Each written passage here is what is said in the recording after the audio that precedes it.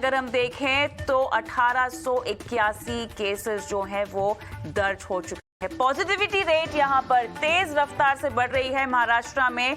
पिछले दिनों लगातार हमने देखा कि उद्धव सरकार में बैठकों का दौर भी जारी रहा, जहां पर मुख्य तौर पर 6 जिलों पर चिंता जाहिर की है, जहां पे लगातार कोरोना के केसेस बढ़ते हुए दिखाई दे रहे हैं। पॉजिटिविटी रेट यहां पर बढ़ती हुई दिखाई दे रही है।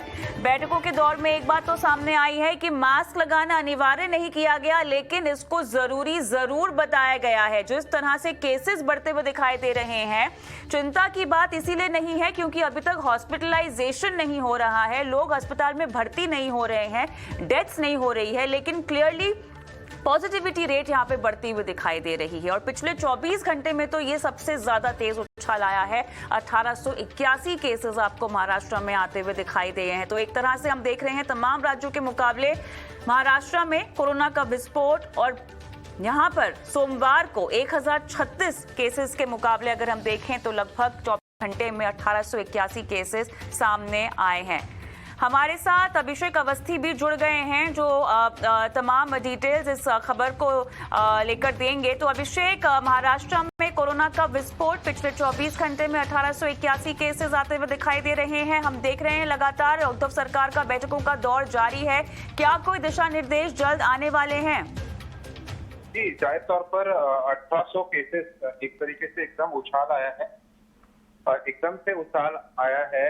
जैसे कि आप देखिए, कल लो टेस्टिंग के कारण नंबर कम आए थे। संडे को लो टेस्टिंग हुई थी, लगातार 1000 के ऊपर आंकड़ा जा रहा है और ये 7वां दिन है जहां पर 1000 के ऊपर और करीबन देखा जाए तो 2000 तक आंकड़ा पहुंच गया है। और एक्टिव केस लोड की अगर बात करें तो 8000 के पार चला गया है। वही चिंता का विषय मुंबई बना हुआ है, 6000 के आसपास। इन 8000 एक्टिव केस में से 6000 के आसपास मोर देन 80% से ज्यादा अगर कहें तो एक्टिव केसेस मुंबई में है। और जिस तरीके से हेल्थ मिनिस्टर ने हमें बताया था कि 6 जिलों में ये केसेस लगातार बढ़ रहे हैं, मुंबई डिस्ट्रिक्ट, मुंबई सबर्बन, ठाणे और रायगढ़, पुणे, इन तमाम डिस्ट्रिक्ट में बढ़ रहे हैं जहां पर टेस्टिंग और वैक्सीनेशन बूस्ट अप किया गया है। और वहीं रैपिड टेस्टिंग मुंबई में चालू कर दी गई है। स्लम एरियाज में, मार्केट में और तमाम क्राउडेड प्लेसेस पे रैपिड टेस्टिंग की जा रही है ताकि तुरंत पता चल पाए कि कौन पॉजिटिव है और उसे आइसोलेट करके क्वारंटाइन किया जाए। वहीं चिंता इसलिए नहीं सरकार को नजर आ रही है क्योंकि ये सारे केसेस असिम्प्टोमेटिक है। 90% ऑफ द केसेस इसमें से असिम्प्टोमेटिक है और जो एडमिशन रेट है हॉस्पिटल में वो काफी कम है, 4% या 5% है कंपैरेटिवली जो केस राइज हो रहे हैं। इसके लिए सरकार अभी फिलहाल रिलैक्स मोड में है और मास्क भी मैंडेटरी नहीं कर रही है। लगातार अपील कर रही है लोगों से कि आप मास्क पहने, कोविड प्रोटोकॉल का पालन करें। लेकिन जो गार्डियन मिनिस्टर है मुंबई के, उन्होंने साफ तौर पर कह दिया है हॉस्पिटलाइजेशन अगर बढ़ेगा, कोविड जंबो केयर सेंटर्स में अगर एडमिशन बढ़ना चालू हो जाएंगे, खास करके अगर लॉजिस्टिक और प्रेशर बढ़ेगा कोविड के लॉजिस्टिक पर और इंफ्रास्ट्रक्चर पे, तो हमें मास्क का अनिवार्यता करनी पड़ेगी और लोगों पर रिस्ट्रिक्शन लादने पड़ेंगे। और बहुत ही गंभीर स्थिति आ रही है। आप देख रहे थे, हम 1000 की बात कर रहे हैं, अब 2000 तक केसेस महाराष्ट्र में आ रहे हैं और उसमें से 50% केसेस मुंबई में। तो 1000 से ज्यादा मुंबई में केस अपेक्षित है। आज बीएमसी के बुलेटिन आनी अभी बाकी है और उसी के चलते मुंबई एक हॉटस्पॉट बनता नजर आ रहा है। अगर इसे इस वक्त नहीं संभाला गया तो कोरोना विस्फोट पूरे महाराष्ट्र में होगा और साथ ही साथ पूरे इंडिया में महाराष्ट्र एक कोरोना का सेंटर बनता नजर आ रहा है। तो जो रैपिड टेस्टिंग की आप बात कर रहे हैं, ये कहाँ हो रही है? 6 जिलों पर यहाँ पर चिंता जताई है, तो लगातार समीक्षा बैठक हुई है। क्या कुछ कहा गया है? कितनी रैपिड टेस्टिंग यहाँ पर हो रही है? टास्क फोर्स की टीम्स कहाँ जा रही हैं? किस तरह से टेस्टिंग हो रही है? जी देखिए, अगर मुंबई की बात करें, मुंबई पूरा 2 जिलों में समर्पित है, एक मुंबई सिटी और मुंबई सबर्बन। और जो गार्डियन मिनिस्टर है असलम शेख, उन्होंने कल कैबिनेट मीटिंग के बाद ये इम्पोर्टेंट इंफॉर्मेशन दी थी कि बीएमसी के साथ मिलकर रैपिड टेस्टिंग कराई जा रही है। जो क्राउडेड प्लेसेस है, railway station, slum areas, market places, वहां पर रैपिड टेस्टिंग हो रही है। और जिस तरीके से पहले भी बीएमसी रैपिड टेस्टिंग करती थी, उसमें तुरंत पता चल जाता है कुछ ही मिनटों में कि आप पॉजिटिव है या नेगेटिव। उसी तरीके से आपको आइसोलेट किया जाता है आपको असिम्टोमेटिक है तो आपको तुरंत घर में जाने के लिए निर्देश दिए जाते हैं। अगर आप सब सिम्टोमेटिक पाए जाते हैं तो नजदीकी अस्पताल या कोविड केयर सेंटर में आपको भर्ती कराया जाता है। तो इस तरीके के इंतजाम फिर से चालू कर दिया है। और मुंबई की अगर बात करें तो बीएमसी अपने लेवल पे वैक्सीनेशन को बूस्ट कर रही है। 12 से 18 वर्ष के वैक्सीनेशन पर जोर दिया जा रहा है और खास करके अपील की जा रही है कि बूस्टर डोज और सेकेंड डोज जिनके पेंडिंग है वो आकर ले, खास करके सीनियर सिटीजन और जो कोमॉर्बिड है वो जरूर ले। और जिस तरीके से कोविड टास्क फोर्स की अगर बात करें तो सीएम के साथ जो मीटिंग हुई थी उन्होंने साफ तौर पे कहा आने वाले 15 दिन भारी संकट है कोरोना का महाराष्ट्र में और मुंबई में, और ये केसेस हजारों की संख्या में बढ़ते नजर आएंगे।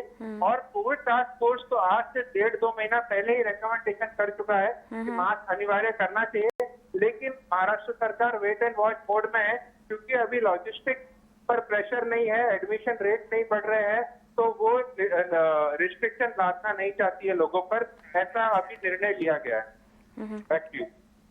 चलिए, तो यहाँ पर बेलगाम हो रही है कोरोना की रफ्तार महाराष्ट्र में। पिछले अगर खासतौर से हम मुंबई की बात करें तो पिछले 5 दिनों में लगभग 50% यहाँ पर केसेस बढ़े हैं। पिछले 24 घंटे में तो 1881 केसेस आए हैं। पूरे महाराष्ट्र में अगर आप देखें तो लगभग 60 से 70% केसेस केवल मुंबई में ही मिल रहे हैं। तो जैसा कि हमारे संवाददाता भी कह रहे थे कि आने वाले 15 दिन थोड़े ज़्यादा चिंताजनक रह सकते हैं। संभल कर रहना जरूरी है, मास्क लगाना बहुत ज़रूरी है। अभिषेक, बहुत बहुत धन्यवाद, आपने तमाम डिटेल्स हमें दी। हम आगे बढ़ेंगे और अब बात करेंगे शेयर बाजार में आज हुए कारोबार की और साथ ही आरबीआई पॉलिसी की ओर भी हम रुख करेंगे, जिसका ऐलान होने से पहले आज हमने लगातार तीसरे कारोबारी सत्र में बाजार में गिरावट हावी होते हुए देखी है। निफ्टी 153 अंक गिरकर 16,416 पर और सेंसेक्स की बात करें 568 अंक गिरकर 55,107 पर बंद हुआ है। निफ्टी बैंक में 314 अंक की कमजोरी हमने देखी है। दिन भर बाजार में आज किस तरह का कारोबार हुआ, क्या हलचल रही, सहयोगी डिम्पी कालरा समझा रहे हैं। देखिए, आज मार्केट में वैसे इंडाइसिस के हिसाब से तो कोई बड़ा तो नहीं था क्योंकि 16,400 के इर्द गिर्द हमने आज क्लोजिंग की है और बैंक निफ्टी भी एक रेंज में रहा, करीब 300 पॉइंट की गिरावट दिखी।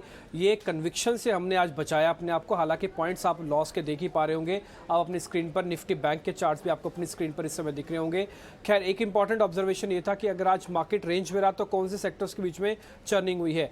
आज जो सेक्टर्स चले थे उसमें सरकारी कंपनीज का यानी कि PSCs इंडेक्स वो काफ़ी अच्छा चला। एनर्जी और ऑटो सेक्टर भी आज काफ़ी अच्छे चलते हुए दिखे। खासकर एनर्जी सेक्टर्स में अगर आप देखेंगे तो गेल, ONGC, ऑयल इंडिया, इन सब का काफ़ी हद तक बड़ा योगदान था। तो एनर्जी सेक्टर, PSC सेक्टर और ऑटो सेक्टर का जो लास्ट पार्टिसिपेशन था वो काफ़ी स्ट्रॉन्ग था। ये अपनी स्क्रीन पर आप वो सारे सेक्टर्स को देख पा रहे हैं। लेकिन जहाँ पे आपको कमज़ोरी थी सेक्टर के हिसाब से तो वहाँ पे आपको दिखेगा रियल एस्टेट और काफ़ी हद तक मीडिया और IT, ये 3 ऐसे सेक्टर्स थे जहाँ पे आज आपको कमज़ोरी थी। खासकर रियल एस्टेट की काफ़ी सारी कंपनीज में आज हमको प्रॉफिट बुकिंग आती हुई दिखी है। Mumbai based real estate companies काफ़ी दिनों से चल रही थी लेकिन आज उसमें थोड़ी बहुत प्रॉफिट बुकिंग आती हुई दिखी है। IT का इंडेक्स भी आज नहीं चला। निफ्टी IT इंडेक्स भी आज नीचे ही स्तर पे जाके बंद हुआ है। अब मैं सीधा सीधा आपको यहाँ पे लिए चलता हूँ कि आज बाजार के अंदर कौन से शेयर चले या कौन से शेयर पिटे हैं। अगर आप निफ्टी के हिसाब से देखेंगे तो आज बढ़ने वाले शेयर्स की संख्या में ONGC ने लीडरशिप साबित की है अपने आप को और ONGC करीब 5% ऊपर जाके बंद हुआ है। NTPC, कोल इंडिया, 2 ऐसे और एनर्जी के शेयर्स थे जहाँ पर आज की क्लोजिंग काफ़ी इंटरेस्टिंग हमको आती हुई दिखी है। ऑटोस में जो आज पूरा दारोमदार थाम रखा था वो मारुति और हीरो मोटोकॉर्प ने थामा और इनकी आज की क्लोजिंग बहुत इंटरेस्टिंग हमको बनती हुई दिखी है। टाटा मोटर्स और M&M भी धीरे धीरे चले और इनके पास भी आज का परसेंटेज करीब 0.25% का आ गया। तो कुल मिला के लबोलुबा बात ये थी कि ऑटोज के अंदर और एनर्जी के शेयर्स ने आज मार्केट में वेटेज के हिसाब से भी काफ़ी तेज़ी दिखाई है। आज का दिन टाइटन के लिए बिल्कुल ख़राब था। आज टाइटन सुबह से कमज़ोर था, 4-4.5% की गिरावट टाइटन के अंदर आती हुई दिखी है। इसके अलावा ब्रिटानिया, नेस्ले, HUL जैसे FMCG कंपनियां भी आज बाजार में दम नहीं भर पाई। इनकी वेटेज है और ये शेयर भी अपने आप में टूटे हैं। तो आज कुल मिला के मार्केट के अंदर एक चर्निंग हुई है। हाँ, लास्ट में चलते चलते कुछ हद तक सीमेंट कंपनीज के अंदर हमको खरीदारी आती हुई दिखी है। कल का दिन सीमेंट कंपनीज के लिए बहुत इंपॉर्टेंट होगा, खासकर ग्रासिम, ACC, अंबुजा, ये तीनों का 12 बजे के बाद का जो मूवमेंट है वो काफ़ी स्ट्रॉन्ग है। एक शेयर जिसने आज सबसे ज़्यादा ध्यान खींचा लास्ट में चलते चलते मैं आपके सामने वो शेयर रखता हूँ, वो है PB फिनटेक। असल में इनके जो फाउंडर मेंबर है मिस्टर दहिया, उन्होंने कुछ शेयर मार्केट में, ओपन मार्केट में आके बेचे, जिसकी वजह से शेयर में आज 10% से ज़्यादा का गोता लग गया। ये इंश्योरेंस वाली कंपनी है, पॉलिसी बाजार के नाम से आप इसको जानते हैं। PP fintech recently listed company है और इसके अंदर हमको जोरदार नुकसान बनते हुए दिखा।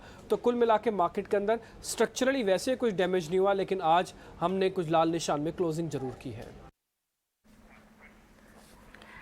लेकिन अब बाजार के लिए अगला ट्रिगर रिजर्व बैंक की पॉलिसी है। मॉनेटरी पॉलिसी कमेटी यानी एमपीसी का फैसला कल आने वाला है और इस बार पॉलिसी से क्या उम्मीदें हैं बाजार को, इस पर हमने कल एक खास पोल करवाया है और हमारे सहयोगी डिम्पी कालरा हमको समझा रहे हैं कि पोल में क्या कुछ उम्मीदें निकल कर आई हैं। देखिए, पोल में सबसे इम्पॉर्टेंट बात तो यही है कि क्या आरबीआई फिर से दरों को बढ़ाने जा रहा है कि नहीं, यानी कि ब्याज दरें, आपका ईएमआई महंगा होने जा रहा है कि और नहीं होने जा रहा है। तो इसका जवाब अगर आप सुनना चाहते हैं तो बैठक से ठीक पहले पोल में आपको ये जवाब मिल जाएगा और उसका जवाब है हाँ, आपकी ईएमआई थोड़ी और बढ़ सकती है, क्योंकि हाँ 100% है। रेपो रेट में बढ़ोतरी हो सकती है, इसका मतलब आपके ब्याज की दरें कुछ और बढ़ोतरी हो सकती है। नहीं वाले कहने की संख्या 0 है। अब ये होगा कितना, ये अलग अलग मुद्दों पर हो सकती है बात, लेकिन हाँ दरें बढ़ाई जा सकती है, जिसको हम टिपिकली बैंकिंग की भाषा में रेपो रेट कहते हैं, वो बढ़ाई जा सकती है। उसका जवाब है हाँ। आगे बढ़ते हैं। दूसरा, हमने जब पोल ये किया कि क्या रिवर्स रेपो में भी बढ़ोतरी हो सकती है क्या, तो वहाँ पर भी जवाब था कि हाँ थोड़ी बहुत बढ़ोतरी हो सकती है। 90% लोगों का ऐसा मानना था, 10% कह रहे थे कि किसी तरह का कोई बदलाव नहीं होगा। तो मैंडेट के साथ ही जाइए और हो सकता है आपको रिवर्स रेपो में भी चेंज होता हुआ दिखेगा। तो ये दो हमने बेसिक क्वेश्चंस जो भी एक्सपर्ट्स थे उनसे पता किया, तो उसके बाद का ये पोल निकल के आया। फिर हमने एमपीसी की बैठक की बारीकियों के बारे में पता किया कि इस बार की बैठक में क्या क्या हो सकता है। पहला पॉइंट था कि स्टांस कैसे होगा, हॉकिश यानी कि बहुत गंभीर होंगे, बेरिश यानी कि बहुत नरम हो जाएंगे, या फिर अकोमोडेटिव होगा, बैलेंस करके चलेंगे। तो चलेगा बैलेंस करके, अकोमोडेटिव स्टांस रखने पे विचार होगा। रिवर्स रेपो पे भी आपने अपने पोल में बताया था कि 90% कह रहे हैं कि हाँ बदलाव होगा। कितना होगा वो आपकी स्क्रीन पर आ गया है। ये 0.15% से बदलाव हो सकता है और जो बढ़कर 3.5% के आसपास हो सकता है रिवर्स रेपो। ये आप इस पे दूसरा पॉइंट था। फिर हमने ये पूछा, तीसरा पॉइंट था वो था इन्फ्लेशन को लेकर, कि क्या महंगाई को लेकर बात होगी। तो क्रूड में तेज़ी से सीपीआई का अनुमान बढ़ा सकते हैं और इसी को मैनेज करने का आरबीआई पूरा काम करेगा। आरबीआई के लिए सिर्फ एक मेजर प्रॉब्लम है कि बढ़ते हुए क्रूड का उसके पास अभी कोई तोड़ नहीं है और सारी कमोडिटीज़ अपने ऊपरी स्तरों से करीब 20% तक नीचे आ चुके हैं, लेकिन क्रूड नहीं अभी आया नीचे।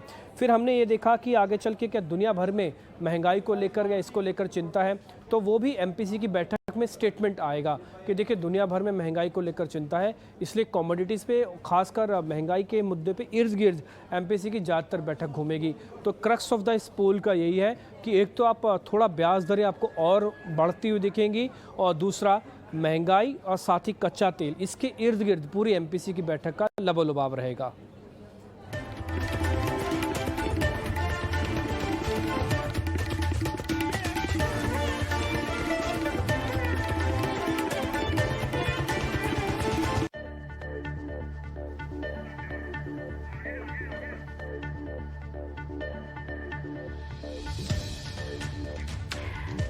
चलिए, तो ग्रेड पॉलिसी पर ये होगा हमारा कल का बड़ा पैनल, लेकिन हम इस वक्त आगे बढ़ेंगे, रुक करेंगे दूसरी बड़ी खबरों की ओर। सोशल मीडिया और सोशल मीडिया कंपनियों को लेकर एक बार फिर से केंद्र पुराने नियमों में नए संशोधन लाने जा रहा है। ये नियम कितने कारगर होंगे, पेश है इसी पर हमारा खास कार्यक्रम स्वदेश विशेष।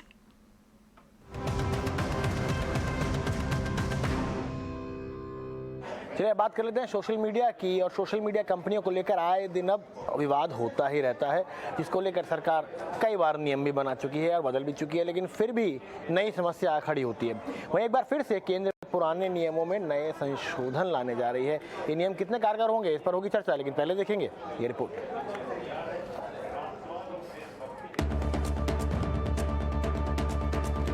सोशल मीडिया कंपनियों की मनमानी पर लगाम लगाने की तैयारी में सरकार जुट गई है। जहां अब तक ये कंपनियां अपने मन से किसी का भी अकाउंट ब्लॉक कर देते थे या फिर कोई और मुश्किलें खड़ी कर देते थे, और अब इन कंपनियों के लिए ऐसा करना आसान नहीं होगा। अगर मेजर अब प्रपोजल अगर देखा जाए तो सरकार ने 2 नए क्लॉजेस इंट्रोड्यूस करने की बात करी है और इस क्लॉज में इंटरमीडियरीज को साफ ये कर दिया है कि उनको इंडियन कॉन्स्टिट्यूशन के हिसाब से पूरी तरह से अपने प्लेटफॉर्म की रूल्स एंड रेगुलेशंस को फॉलो करना होगा। और साथ ही साथ अगर एक मेजर चेंज अगर हम देखें अमेंडमेंट में तो सरकार ने एक ग्रीवेंस एपेलेट कमेटी को भी प्रपोज करा है। जो एक ग्रीवेंस एपेलेट कमेटी होगी ये बाकी इंटरमीडियरीज का जो अलग स्ट्रक्चर बना हुआ है ग्रीवेंस को टैकल करने के लिए उसको ये कमेटी सुपरसीड करेगी। सूचना प्रौद्योगिकी मंत्रालय ने पुराने सूचना तकनीक नियमों में संशोधन का खाका तैयार कर लिया है, जिसके लिए लोगों से सुझाव भी मांगे जा रहे हैं। दरअसल सरकार का मानना है कि ये कंपनियां भारतीय नागरिकों के संवैधानिक अधिकारों का हनन न कर सके। वहीं सोशल मीडिया एवं इंटरनेट कंपनियों से जुड़ी शिकायतों के निपटारे के लिए सरकार अपीली पैनल बनाने जा रही है, जो इन कंपनियों के फैसलों पर समय समय पर विचार विमर्श करती रहेगी। वहीं जरूरत पड़ी तो केंद्र सरकार 1 से ज्यादा अपीली समितियों का गठन कर सकती है, जिनमें एक अध्यक्ष और कुछ सदस्य होंगे। अमेंडमेंट जो सरकार ने इंट्रोड्यूस करी है वो इस क्लॉज को लेकर इंट्रोड्यूस करी है कि कुछ कंटेंट को लेकर, कुछ ऐसे आपत्तिजनक कंटेंट को लेकर सोशल मीडिया कंपनीज को एक नई डायरेक्शन दी जाएगी कि 72 घंटे के अंदर यानी कि 3 दिन के अंदर कंपनीज को उस कंटेंट को रिमूव करना होगा। तो कुल मिला के अगर देखा जाए तो सरकार ने 4 अमेंडमेंट्स को प्रपोज करा है और इन अमेंडमेंट्स में सरकार ने वैलिड रीजंस भी दिए हैं। और सरकार का कहना है कि ग्रीवेंस एपेलेट कमेटी बनाने का सजेशन इसलिए दिया गया है क्योंकि जो करंट जो स्ट्रक्चर है उसमें काफ़ी ऐसी कंप्लेंट्स आ रही हैं कि जितने भी कंज्यूमर्स हैं इन सारी ही ऐप्स के, जितनी भी सोशल मीडिया कंपनीज के, वो अभी संतुष्ट नहीं है। तो उसको एक सुपरसीड करने के लिए एक अलग से एक स्ट्रक्चर बनाया गया है ग्रीवेंस एपेलेट कमेटी का। भारत में लगातार इंटरनेट यूजर्स बढ़ते जा रहे हैं और डिजिटल इकोसिस्टम में गड़बड़ियां आ रही हैं। बिग टेक कंपनियों से शिकायतें भी बढ़ रही हैं, जिसके चलते ये कदम काफी बड़ा कदम होगा। किसी व्यक्ति की शिकायत पर सोशल मीडिया प्लेटफॉर्म के शिकायत अधिकारी के फैसलों के खिलाफ 30 दिन के अंदर अपीली समिति के सामने अपील की जा सकेगी। ये समिति 30 दिन में शिकायत निपटाएगी। फिलहाल www.mct.gov.in की वेबसाइट पर जाकर इस संशोधन के बारे में लोग सरकार को सुझाव भी दे सकते हैं और शिकायतें दर्ज करा सकते हैं। ET नाउ स्वदेश। चलिए इस पर और बातचीत करने के लिए हमारे साथ विराग गुप्ता जो कि साइबर लॉ एक्सपर्ट है और हमारे अपने संवाददाता दानिश आनंद जुड़ गए हैं। दानिश, सबसे पहले मैं आपके पास आऊँगा, जरा हमारे दर्शकों को और हमको आसान भाषा में समझाइए कि हुआ क्या है। देखिए, जो मिनिस्ट्री ऑफ इलेक्ट्रॉनिक्स और आईटी है उन्होंने पिछले साल आईटी रूल्स को रिलीज़ किया था, तो उसी पर सरकार 4 अमेंडमेंट्स लेकर आने वाली है। ये जो 4 अमेंडमेंट्स यानी कि 4 संशोधन सरकार जल्द लेकर आने वाली है, इसका प्रपोजल दिया गया है। लेकिन सबसे बड़ा अमेंडमेंट जो सरकार वो लेकर आ रही है वो एक ग्रीवेंस रिडर्सल कमेटी को लेकर है, यानी कि ये एक अलग से कमेटी बनाई जाएगी जो एग्जिस्टिंग जो स्ट्रक्चर है जो सोशल मीडिया कंपनी यानी इंटरमीडियरीज का, अगर कोई यूज़र उसे नाखुश रहता है तो वो उनको अप्रोच कर सकते हैं। तो एक तरह से देखा जाए तो यूजर्स के लिए ये एक अच्छी चीज़ है क्योंकि उनको एक और कमेटी मिल जाएगी जहां पे वो अपना केस सामने रख सकते हैं। लेकिन at the same time social media companies के लिए चैलेंज भी हो सकता है। वहीं दूसरे अगर अमेंडमेंट की हम बात करें तो सरकार 2 नए रूल्स को भी इंट्रोड्यूस कर रही है, क्योंकि सरकार को पिछले कुछ समय में काफ़ी इस तरह की कंप्लेंट्स मिली हैं कि जितने भी इंडियन यूजर्स हैं उनको कॉन्स्टिट्यूशन के हिसाब से वो उस तरह का लीगल पावर नहीं दी गई है जो इंटरमीडिएट गाइडलाइंस हैं। तो इसके लिए 2 नए रूल्स को इंसर्ट करने का सजेशन दिया गया है और जब ये रूल्स इंसर्ट हो जाएंगे तो जो जितने भी इंटरमीडिएरीज हैं उनको एक तरह से सख्त हो जाएगी सरकार उन पर कि जो यूजर्स हैं यानी कि भारतीय नागरिक जो भी किसी भी इंटरमीडिएट प्लेटफॉर्म पर हैं उनको जो राइट्स कॉन्स्टिट्यूशन से गारंटी कर हैं वो उसी तरह के राइट्स उनको आईटी पर भी यानी कि आईटी रूल्स के मद्देनज़र भी मिले। और इसके अलावा जो एक और जो चेंज सरकार अमेंडमेंट में लेके आ रही है वो सरकार चाहती है कि जो 72 आवर्स के अंदर कुछ ऐसा क्रूशल डेटा हो या क्रूशल तरह के ऐसे पोस्ट हो जो वायरल हो सकते हैं, जो कंटेंट वायरल ज़्यादा जल्दी से जल्द हो सकता है, उसको लगाम लगाने के लिए 72 आवर्स का टाइम दिया जाएगा इंटरमीडिएट कंपनीज को कि यूजर्स के उस पर्टिकुलर रिक्वेस्ट को वो ब्रिंग डाउन कर सके। तो कुल मिलाकर देखा जाए तो 4 नए अमेंडमेंट्स आ रहे हैं। काफ़ी अमेंडमेंट सरकार का कहना है कि ये डिजिटल नागरिक के हित के लिए हैं। विराग सर, आपके पास आता हूं मैं अब यहाँ पर सवाल लेकर। अक्सर ऐसा होता है कि ट्विटर पे किसी का अकाउंट ब्लॉक हो जाता है, फिर सब लगाते हैं डियर ट्विटर आप हमारा अकाउंट ब्लॉक कर दिया, आपने इनका अकाउंट क्यों ब्लॉक कर दिया, तो बहुत भले आदमी हैं। फिर उनके पीछे मुहिम चलाई जाती है। और मैं अक्सर ये सोचता हूँ कि जिसके पीछे कोई मुहिम चलाने वाला नहीं है, अगर उसने सत्य बात कही हो, उसके लिए खड़ा होने वाला कौन है? ये ट्विटर का अपनी मनमानी कैसे कर सकता है? देखिए, सिर्फ ट्विटर का मसला नहीं है और आपने बहुत ही सही सवाल किया है। यह पूरे सोशल मीडिया प्लेटफॉर्म का मसला है। और जब हम इंटरमीडिएट की बात करते हैं तो देश में व्यापार कर रही हर टेक्नोलॉजी कंपनी एक इंटरमीडिएट है। वो चाहे ई कॉमर्स कंपनियां हो, चाहे ओटीटी हो, चाहे सोशल मीडिया हो। इसलिए हम इसको बहुत ही एक व्यापक परिप्रेक्ष्य में इंटरमीडिएट गाइडलाइंस को देखने की जरूरत है।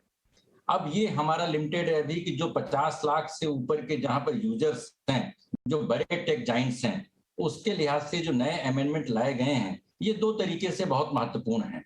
पहला ये है कि इसमें अगर जो संविधान की बात की गई है तो इनडायरेक्टली ये बात आया है कि आर्टिकल 19 में जो लोगों के फ्रीडम ऑफ एक्सप्रेशन है, उसके तहत इस सोशल मीडिया को कंसीडर किया गया है।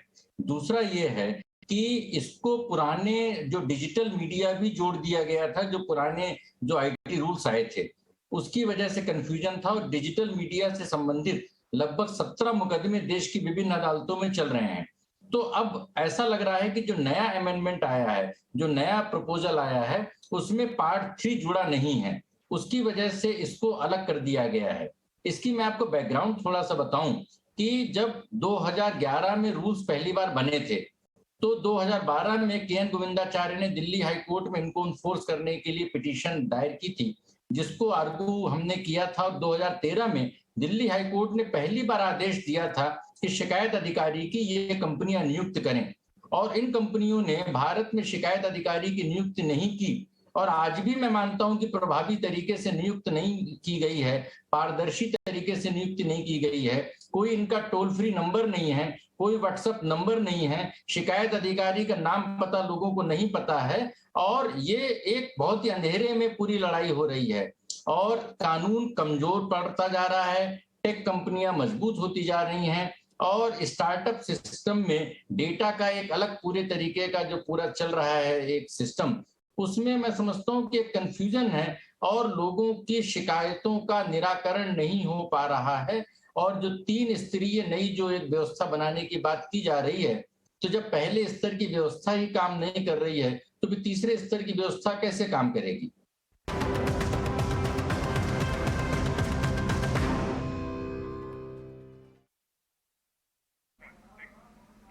रुक करेंगे इस वक्त की बड़ी खबर की ओर, जहां पर खबर आ रही है कि वर्ल्ड बैंक ने फाइनेंशियल ईयर 2023 के लिए भारत की जीडीपी ग्रोथ का अनुमान घटा दिया है। जी हां, वर्ल्ड बैंक ने जीडीपी का जो अनुमान है वो 8.7% से घटाकर 7.5% कर दिया है। इतना ही नहीं, वर्ल्ड बैंक ने ग्लोबल ग्रोथ का अनुमान भी यहां पर 3.2% से घटाकर 3% कर दिया है। हालांकि 2024 के लिए वर्ल्ड बैंक ने जीडीपी ग्रोथ का अनुमान 6.8% से बढ़ाकर 7.1% कर दिया है। तो चलिए, यहाँ पर एक तरफ हम देख रहे हैं कि वर्ल्ड बैंक की तरफ से ग्लोबल ग्रोथ का अनुमान जो कि 3.2% से कम होकर 3% कर दिया गया है, वहीं भारत के लिए इस वित्त वर्ष 2023 का जीडीपी ग्रोथ का अनुमान भी घटाया है और घटाकर इसको कर दिया है 7.5%। और इस वक्त हमारे साथ इसी पर विस्तार से बात करने के लिए एक्सिस बैंक के चीफ इकोनॉमिस्ट सौगात भट्टाचार्य भी जुड़ गए हैं। स्वागत है सौगात आपका हमारी इस बेहद खास पेशकश में। तो अगर हम देखें तो ये दूसरी बार है जहां तक हमको समझ में आ रहा है वर्ल्ड बैंक ने जीडीपी ग्रोथ फोरकास्ट को रिवाइज किया है। पहले 8.7% से 8% किया और अब सीधा इसको 7.5% किया है। जिस तरह के कंसर्न्स जताए जा रहे हैं, आपके मुताबिक कितने सही हैं और कितनी हकीकत है इसके पीछे? नहीं तो ये तो ठीक ही किया है। आप जैसे कह रहे हैं कि पहले भी उनकी जो अप्रैल महीने में उनका जो रिवीजन हुआ था वो पहले भी 8.7 से 8 किया, फिर अभी 7.5। IMF भी वही कह रहे थे। जब उनका अप्रैल का फोरकास्ट था वो समय भी उनका 8.7% था। तो लेकिन वो जब वहाँ पे जस्ट ट्रेड की प्रॉब्लम शुरू हो रहे थे, ग्लोबल सप्लाई चेन की प्रॉब्लम शुरू हो रहे थे, तो वहां से भी पता चल गया था कि ग्लोबल ट्रेड जो आयात निर्यात की जो ट्रेड है वो ग्लोबल ग्रोथ के आंकड़े भी कम गए थे। पिछले साल 2022 में 2021 में, आई एम सॉरी, वहां पे ग्लोबल ग्रोथ 6.8% था, वहां से घटा के 3.6% किया था IMF ने, मैं वर्ल्ड बैंक का बात नहीं कर रहा हूँ।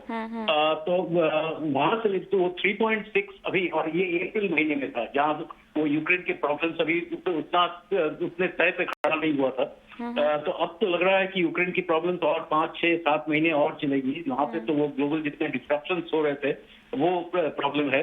इन्फ्लेशन, महंगाई, वो समय उतना भी समझ में नहीं आया था कि किस तरीके से 8%, 8.5% तक के महंगाई, ग्लोबल महंगाई, मैं इंडिया की बात नहीं कर रहा, ग्लोबल महंगाई बढ़ जाएगी। तो ये जितने रीजंस हैं इसके लिए ऑब्वियस, और उसके ऊपर सबसे बड़ा चीज वो समय उतना समझ में नहीं आया था कि ग्लोबल जितने G10 बड़े सेंट्रल बैंक्स हैं, फेडरल रिजर्व हो, यूरोपियन बैंक हो, बैंक ऑफ इंग्लैंड हो, वो सब बहुत एग्रेसिवली अपने रेट बढ़ाने की अभी उम्मीद चल रही है।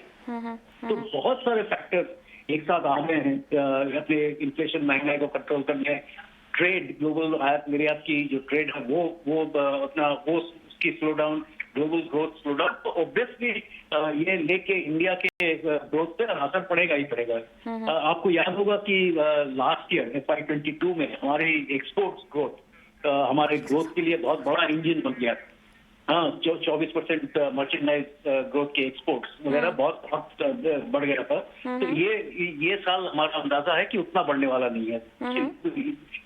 ठीक है, मैंने महंगाई की दर बढ़े रहने से उनकी एक्सपोर्ट्स के वैल्यू थोड़ा बहुत दिखेगा, लेकिन वो जो पिछले साल की 24% ग्रोथ वो नहीं होने वाला। तो ऑब्वियसली ये सब मिला के जो इंडिया की ग्रोथ है, और हम लोग पहले 7.5% हमारे अंदाजे में ठीक है। लेकिन यहाँ से भी आगे बढ़ के 7.5 से 7% होने की चांसेस बहुत हाई है। यहाँ पे ये कह भी रहे हैं कि जहां तक 23-24 की बात है, 6.8% से बढ़कर ये 7.1% पर जाने की गुंजाइश है, ये भी कहा जा रहा है। और ये क्लियरली जिस तरह से ग्रोथ भी आपने जो कंसर्न बताया है, इनकी रिपोर्ट में ये बात सामने आ रही है कि जो ग्रोथ की बात है इसको सपोर्ट मिलेगा फिक्स्ड इन्वेस्टमेंट जो कि प्राइवेट सेक्टर और सरकार की तरफ से लिए जा रहे हैं। तमाम तरह के इनिशिएटिव जो सरकार कर रही है, इंफ्रास्ट्रक्चर प्रोजेक्ट्स और तमाम तरह के रिफॉर्म्स के लिए, उसी के तर्ज पर आगे चलकर हम 2024 में 7.1% पर यह आंकड़ा जाता हुआ देखेंगे। आपको किस तरह से लगता है कि सरकार को काम करने की जरूरत है, और साफ तौर से जो fixed investment undertaken private sector और सरकार की तरफ से इसका जिक्र किया गया है, इसको हम कैसे समझें? तो आपने तो ये बहुत बहुत सुंदर तरीके से आप डिस्क्राइब किए हैं कि जो ग्रोथ ड्राइवर्स है, इस बात के जो ग्रोथ ड्राइवर्स है उसके आगे लेके सरकार जो कैपेक्स पे नजरिया दिया है, हमारे एसेट मोनेटाइजेशन प्रोग्राम से लेके वहां से लेके खींच के कुछ और रिसोर्सेस निकाले, उसको इन्वेस्टमेंट के खाते में डाले, तो ये सब करके। और इंडिया में एक बहुत बड़ी खासियत है कि हमारा उतना फॉरेन ग्लोबल ग्रोथ ट्रेड पे डिपेंडेंट नहीं है। हमारे यहाँ पे डोमेस्टिक मार्केट बहुत इंपॉर्टेंट है, और डोमेस्टिक मार्केट जो हम लोग देख रहे हैं अभी भी, जो आप कंपनी के रिजल्ट्स पिछले क्वार्टर के नंबर जो देख रहे हैं, आगे चल के भी कम होगा, लेकिन अभी भी बहुत तगड़ा है। हमारे देश के बैलेंस शीट्स बहुत तगड़े हो गए हैं। हमारे जो बैंक के खाते हैं, कॉर्पोरेट के खाते हैं, वहां पे वो डेट कमा के कैश फ्लोज बढ़ा के बहुत इंप्रूवमेंट है। तो आगे चल के प्राइवेट सेक्टर कैपेक्स भी, मेरा अंदाजा है कि प्राइवेट सेक्टर कैपेक्स भी एक बार ये थोड़ा सा ये अनसर्टेनिटी जितनी ग्लोबल अनसर्टेनिटी बनी हुई है वो थोड़ा सा कम हो, उसके बाद हमारा डोमेस्टिक कैपेक्स भी बढ़ने वाला है जी। तो मैं बिल्कुल सहमत हूँ कि अगले साल FY24 हमारा काफी अच्छा है जी। चलिए, अब इंतजार होगा कल की पॉलिसी में, जहां पर संभावनाएं तो रेट हाइक की ही लगाई जा रही हैं। बहुत बहुत धन्यवाद सौगता जी, आपने समय निकाला और चर्चा की हमारे साथ इस खास पेशकश में। हम आगे बढ़ते हैं। एक साल पहले आज के ही दिन इनकम टैक्स डिपार्टमेंट के पोर्टल की शुरुआत हुई थी, और पहली सालगिरह के मौके पर पोर्टल यूज करने में दिक्कत आ रही है। जी हां, सरकार ने software service provider company Infosys को अब इस खराबी को जल्द से जल्द दूर करने को भी कहा है। लेकिन क्या है ये पूरा मामला, हमारी संवाददाता मेघना समझा रही हैं। जी, जो इन्फोसिस जो सीबीडीटी की जो न्यू ई फाइलिंग की वेबसाइट है उसको मैनेज करता है, उस पे आज फिर से टेक्निकल ग्लिचेस का इशू आया है। जो सर्च ऑप्शन होता है ई फाइलिंग वेबसाइट पर, उस सर्च ऑप्शन में फिर से एरर्स आ रहे हैं। हालांकि फाइनेंस मिनिस्ट्री ने ये क्लैरिफाई किया है कि कोई भी डेटा ब्रीच नहीं हुआ है, इसलिए टैक्स पेयर्स और कंसल्टेंट्स इस बारे में एटलीस्ट रिलीव हो सकते हैं कि कोई भी उनका डेटा ब्रीच नहीं हो रहा है। लेकिन जो सर्च ऑप्शन है उसमें डेफिनेटली फिर से टेक्निकल ग्लिचेस आ रहे हैं। ये याद रखिए कि जून 2021 में ये new e filing portal launch हुआ था और उसके I think immediately after a week उस टेक्निकल ग्लिचेस की इशू फिर से आई थी, जिसके बारे में फाइनेंस मिनिस्ट्री ने इन्फोसिस के साथ मीटिंग्स भी करी थी और उनको सितंबर तक का टाइम दिया था कि ये रिजॉल्व हो जाए। लेकिन अब फिर से टेक्निकल ग्लिचेस के इशू आ रहे हैं, जैसा कि आज एक जो ट्वीट हुआ है फाइनेंस मिनिस्ट्री के द्वारा उसमें ये बताया गया है।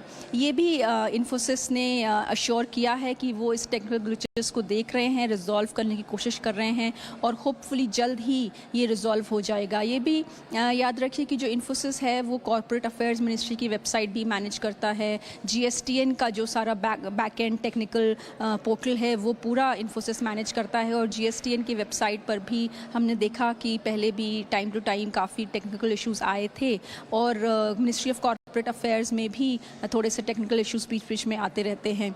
तो जो आज का जो टेक्निकल ग्लिच आया है इसमें ई फाइलिंग की वेबसाइट पर, वो एक मेजर इशू कंसर्न है बोथ टैक्स पेयर्स और कंसल्टेंट्स के लिए, क्योंकि जो सर्च ऑप्शन है उसमें एरर कॉन्टिन्यूसली दिखा रहा है। लेकिन ये एक अश्योरेंस है कि कोई डेटा ब्रीच नहीं हो रहा है और ये हम होप करते हैं कि जो इन्फोसिस ने अश्योर किया है कि वो जल्द ही इसको इमीडिएटली रिजॉल्व करेंगे और इसका एक सोल्यूशन निकालेंगे। तो होपफुली जो टैक्स पेयर्स कंसल्टेंट्स हैं दोनों को जल्द ही इसका जो सोल्यूशन मिल जाएगा और उनको एक सीमलेस वो एक्सपीरियंस इस न्यू ई फाइलिंग पोर्टल पर देख पाएंगे।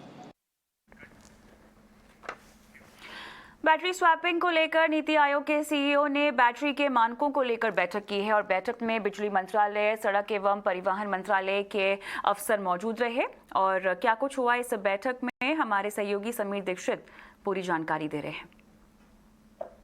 देश में इलेक्ट्रिक वाहनों को अधिक सफल बनाने के मकसद से सरकार जल्द ही बैटरी स्वैपिंग और बैटरी इंटरऑपरेबिलिटी को लेकर के फाइनल पॉलिसी लाना चाहती है और इसी दिशा में आज यानी कि 7 जून को नीति आयोग ने एक अहम बैठक करी। इस बैठक की अध्यक्षता सीईओ नीति आयोग ने करी और इस बैठक में तमाम अहम मंत्रालय के वरिष्ठ अधिकारी भी शामिल रहे, स्टेक होल्डर्स भी शामिल रहे। मसलन consumer affairs ministry, ministry of power, ministry of road transport and highways, इनके तमाम वरिष्ठ अधिकारी इस बैठक में शामिल रहे। सूत्र ये बता रहे हैं कि प्राइमरी एजेंडा जो इस बैठक में सेट हुआ वो यही कि बैटरी के स्टैंडर्डाइजेशन को लेकर के, यानी कि उसके डायमेंशंस, एक फिक्स डायमेंशन को निर्धारित करने के लिए, उसके क्वालिटी पैरामीटर्स को निर्धारित करने के लिए बीआईएस जो कि कंज्यूमर अफेयर्स मंत्रालय के अंतर्गत आता है, उसको कहा गया है कि वो जल्द से जल्द उसके लिए एक स्पष्ट गाइडलाइन लेकर के आए ताकि ये जो बैटरी स्वैपिंग पॉलिसी है इसके फाइनल स्वरूप को जारी किया जा सके। ड्राफ्ट पॉलिसी सरकार ने 20 अप्रैल को पहले ही जारी की थी, जिसके लिए सरकार को इस पूरी पॉलिसी के लिए तमाम स्टेक होल्डर्स, पब्लिक की तरफ से कई कमेंट या सुझाव भी आए हैं। 5 जून इन तमाम कमेंट्स को जमा करने की अंतिम तारीख थी और अब सरकार इस दिशा में बढ़ गई है कि उन तमाम कमेंट्स को या सुझावों को समझ रही है और जहां संभव होगा उसको वो शामिल करेगी अपनी फाइनल पॉलिसी में। तो सूत्र ये बता रहे हैं कि कोशिश यही है कि अगले 1 महीने में इन तमाम सुझावों को वो देख परख ले और उसके बाद अगले 3 महीने में फाइनल पॉलिसी लेकर के जारी की जाए। और इस बैटरी स्वैपिंग और बैटरी इंटरऑपरेबिलिटी के जरिए सरकार कोशिश यही कर रही है कि देश में इलेक्ट्रिक वाहनों को अधिक सफल बनाया जा सके। और केंद्र सरकार ने मैन्युफैक्चरिंग जोन बनाने के लिए प्राइवेट कंपनियों को राज्यों के साथ करार करने की मंजूरी दे दी है। इस एक्सक्लूसिव खबर की तमाम डिटेल्स हमारे सहयोगी प्रकाश प्रियदर्शी दे रहे हैं। देखिए, पावर इक्विपमेंट मैन्युफैक्चरिंग के मामले में आत्मनिर्भर बनने के लिए सरकार ने देश भर में मैन्युफैक्चरिंग जोन स्थापित करने की योजना तैयार की है और इससे संबंधित ईओआई भी मंगाए हैं। अब ऊर्जा मंत्रालय ने ज्यादा से ज्यादा प्राइवेट कंपनीज को आकर्षित करने के मकसद से ईओआई की जो मौजूदा शर्तें हैं उसमें ढील देने का फैसला किया है। ऊर्जा मंत्रालय ने यह कहा है कि कोई भी निजी कंपनी किसी भी राज्य सरकार के साथ मिलकर ज्वाइंट वेंचर कंपनी स्थापित कर सकती है और इस मैन्युफैक्चरिंग जोन के लिए प्रस्ताव सौंप सकती है। हालांकि इस जेवी में राज्य सरकार की जो हिस्सेदारी है वो कम से कम 26% होनी चाहिए। ऊर्जा मंत्रालय ने यह भी कहा है कि ईओआई सौंपने के लिए यह जरूरी नहीं है कि जो स्पेशल पर्पस व्हीकल है उसका गठन किया जाए, इसके बिना भी ईओआई सबमिट किए जा सकते हैं। ऊर्जा मंत्रालय दरअसल मैन्युफैक्चरिंग यूनिट लगाने वाली कंपनियों को इंसेंटिव्स देना चाहती है ताकि ज़्यादा से ज़्यादा कंपनियां आगे आएं और पावर इक्विपमेंट मैन्युफैक्चरिंग में तेजी आए। इसके अलावा शर्तों में और ढील देते हुए ऊर्जा मंत्रालय ने कहा है कि निजी कंपनी के पास यह भी विकल्प होगा कि इस जेवी से बाहर आ जाए, लेकिन इसके लिए जरूरी है कि जितने भी एरिया में मैन्युफैक्चरिंग यूनिट लगाना है कम से कम 50% का काम जो है वो पूरा हो जाना चाहिए। साथ ही साथ एक दूसरा विकल्प ये भी होगा इस जेवी से बाहर आने के लिए कि आप 10 साल के बाद, जब आपको मैन्युफैक्चरिंग जोन अवार्ड हो जाए उसके 10 साल के बाद आप इस जेवी से बाहर आ सकते हैं। जहां तक मैन्युफैक्चरिंग जोन में पावर सप्लाई का सवाल है, इसके लिए जो पावर टैरिफ है उसको 5 साल तक फिक्स रखने का विकल्प दिया गया है। उसके बाद इसमें 3% की बढ़ोतरी जो है वो होगी। इसका मकसद ये है कि कंपनियों को सस्ती दर पर बिजली मिले और मैन्युफैक्चरिंग जोन के अंदर जो इक्विपमेंट बन रहे हैं वो भी कॉस्ट इफेक्टिव हो।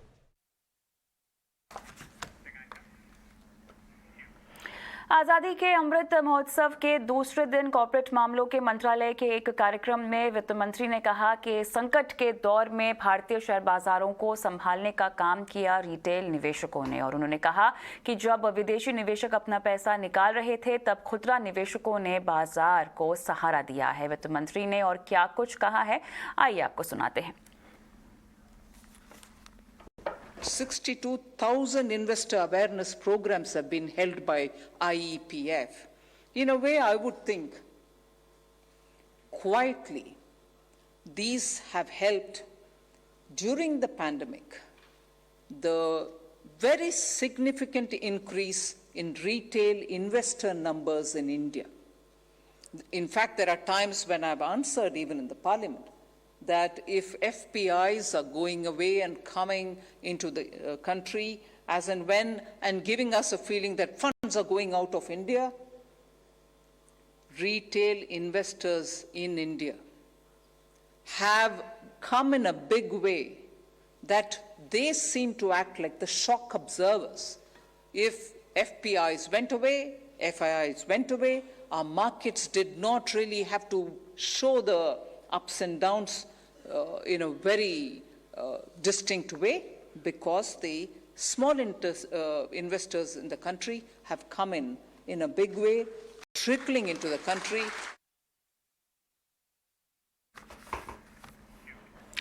केंद्रीय नागरिक उड्डयन मंत्री ज्योतिरादित्य सिंधिया ने नेशनल एयर स्पोर्ट्स पॉलिसी 2022 जारी कर दी है। पॉलिसी में देश में एयर स्पोर्ट्स को बढ़ावा देने के लिए SFI यानी air sports federation of India बनाने की बात कही गई है। सिंधिया का कहना है कि फिलहाल एयर स्पोर्ट्स देश में 80 से 100 करोड़ के रेवेन्यू को जनरेट करने की क्षमता है और सरकार की कोशिश इसे 10 गुना तक बढ़ाने की है। सिंधिया ने कहा है कि SFI की जिम्मेदारी एविएशन मंत्रालय के सचिव संभालेंगे और इसमें सरकार को कोई दखल नहीं देना होगा। और पॉलिसी में फिलहाल 11 खेलों को शामिल किया गया है, बाद में इसमें और खेल शामिल किए जाएंगे। जैसे हमने अभी ये नेशनल एयर स्पोर्ट्स पॉलिसी घोषित की है, इसमें हर एक स्पोर्ट के लिए एक अलग नेशनल स्पोर्ट्स एसोसिएशन बनने वाला है और इस एसोसिएशन हर एक एसोसिएशन निजी क्षेत्र के द्वारा बनाया जाएगा। मैक्सिमम गवर्नेंस मिनिमम गवर्नमेंट की जो हमारी अप्रोच है, निजी क्षेत्र को प्रोत्साहित करके हम लोग आगे बढ़े, इसलिए मैंने सरकार के प्रतिनिधियों को भी केवल 4 तक सीमित रखा है। केवल secretary ministry of civil aviation, joint secretary ministry of civil aviation, एक प्रतिनिधि DGCA से और एक प्रतिनिधि एयरपोर्ट्स अथॉरिटी ऑफ इंडिया से, केवल 4 तक सीमित होगा। और निजी क्षेत्र के प्रतिनिधि एक वर्टिकल के 13 एसोसिएशन हैं, तो उसके अध्यक्ष और उसके सेक्रेटरी सचिव को, तो मतलब 26 लोग निजी क्षेत्र से, 3 एमिनेंट एक्सपर्ट्स, तो मतलब 3 और, तो 29 हो गए। और उसके अलावा कोई और भी ये चाहे, ये सारे air sports federation of India के मेंबर्स होंगे। तो आप मान लो कि 33 में से केवल 4 सरकारी लोग होंगे, बाकी सब निजी क्षेत्र से होंगे। और अब बात मुफ्त की मैथमेटिक्स कोर्स की, जिसको सिखाने जा रहे हैं देश के नामचीन संस्था IIT मद्रास, जिसने 30 दिन का एक ऐसा कोर्स तैयार किया है जिसमें एक से बढ़कर एक ट्रिक्स सिखाए जाएंगे और फिर घंटों तक माथापच्ची करने वाली गणित मिनटों में सॉल्व हो जाएगी। हर किसी के लिए तैयार किया गया है ये कोर्स। इसके लिए ऑनलाइन रजिस्ट्रेशन शुरू भी हो गया है। IIT मद्रास के मुताबिक इस कोर्स के पहले बैच का रजिस्ट्रेशन 24 जून को बंद हो जाएगा। ऑनलाइन क्लासेस 1 जुलाई से शुरू हो जाएंगी। खुशबू तिवारी बता रही हैं कि आप कैसे इस कोर्स के लिए एलिजिबल हो सकते हैं और कोर्स के लिए आपको कैसे अप्लाई करना है।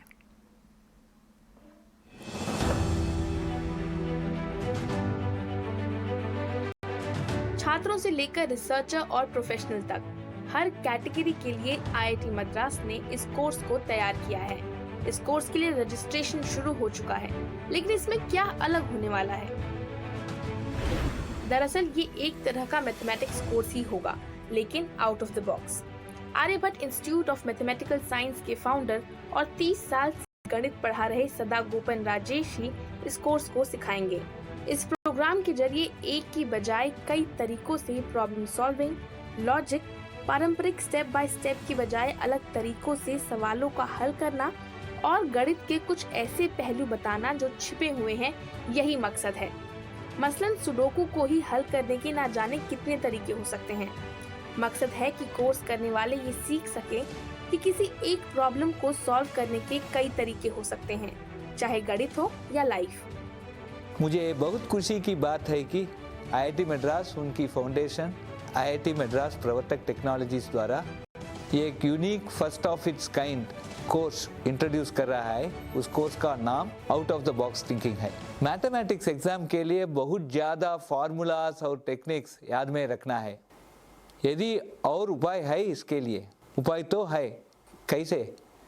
शेयर कॉमन सेंस द्वारा हम इस मैथ प्रॉब्लम्स को सॉल्व कर सकते हैं। इसकी उपाय हम out of the box thinking course द्वारा आपको सीखेगा। ये कोर्स छात्रों के लिए निःशुल्क फ्री है। कोर्स के 4 अलग अलग ग्रेड की लेवल हैं, जिसे भारत और विदेश में भी लोग मुफ्त में ऑनलाइन कर सकते हैं। हालांकि जिन्हें सर्टिफिकेशन चाहिए उन्हें एक मामूली फीस देनी होगी। जो ये कोर्स करना चाहते हैं उन्हें www.pravartak.org.in पर जाकर रजिस्ट्रेशन कराना होगा। कोर्स पूरा करने के बाद देश में कुछ सेंटर्स में इसका फाइनल एग्जाम भी कराया जाएगा। IIT मद्रास का लक्ष्य है कि इस कोर्स को भारत के स्कूलों और कॉलेजों के 10 लाख छात्रों तक पहुंचाया जाए। IIT मद्रास की कोशिश है कि मैथ को कुछ इस तरह समझा जाए कि लॉजिकल थिंकिंग का दायरा बढ़े और हर फील्ड के छात्र कुछ आउट ऑफ द बॉक्स कर सकें। खुशबू तिवारी, ET Now स्वदेश।